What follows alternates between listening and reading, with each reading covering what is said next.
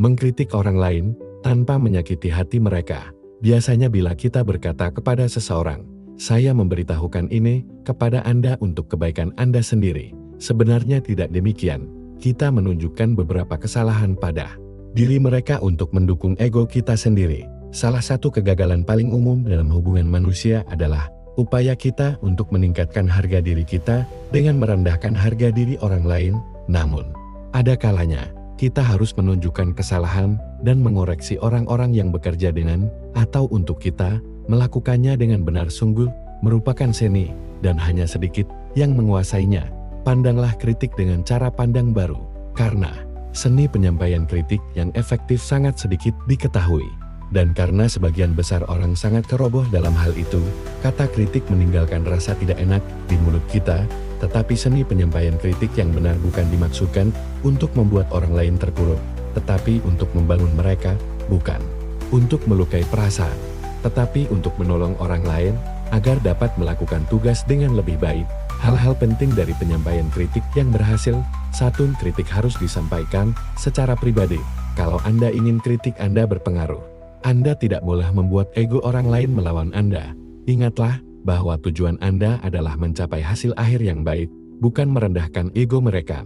Meskipun Anda mempunyai motif yang murni dan tujuan yang benar, perasaan mereka tentang hal itulah yang penting. Bentuk kritik paling halus yang disampaikan di depan banyak orang mungkin membuat kesan kritik itu benar atau tidak.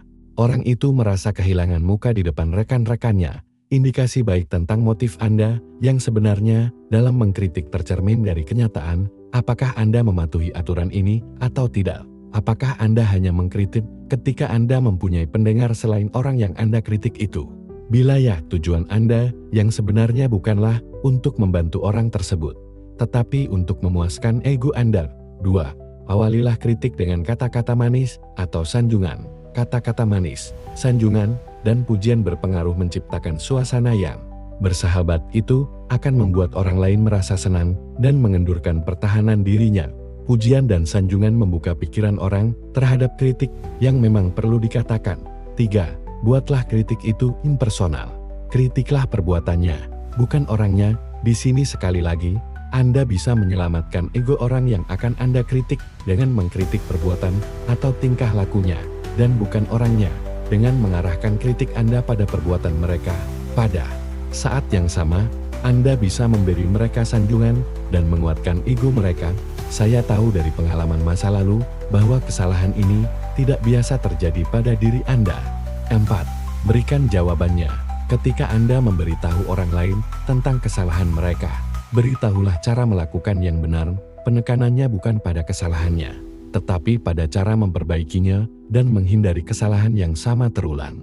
Kembali, salah satu keluhan terbesar adalah, "Saya tidak tahu apa yang diharapkan dari saya." Sebagian besar orang ingin sekali melakukan yang benar. Kalau Anda memberitahu mereka apa yang benar itu. 5. Mintalah kerjasama. Jangan menuntutnya, meminta. Selalu lebih memungkinkan terjadinya kerjasama daripada menuntut. Bersediakah Anda memperbaikinya?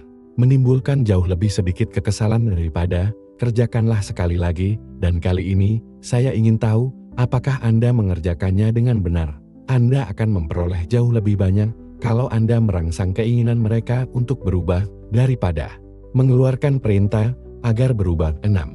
Satu kritik untuk satu pelanggaran. Meminta perhatian atas suatu kesalahan 1 kali dapat dibenarkan, 2 kali tidak perlu, 3 kali mengganggu.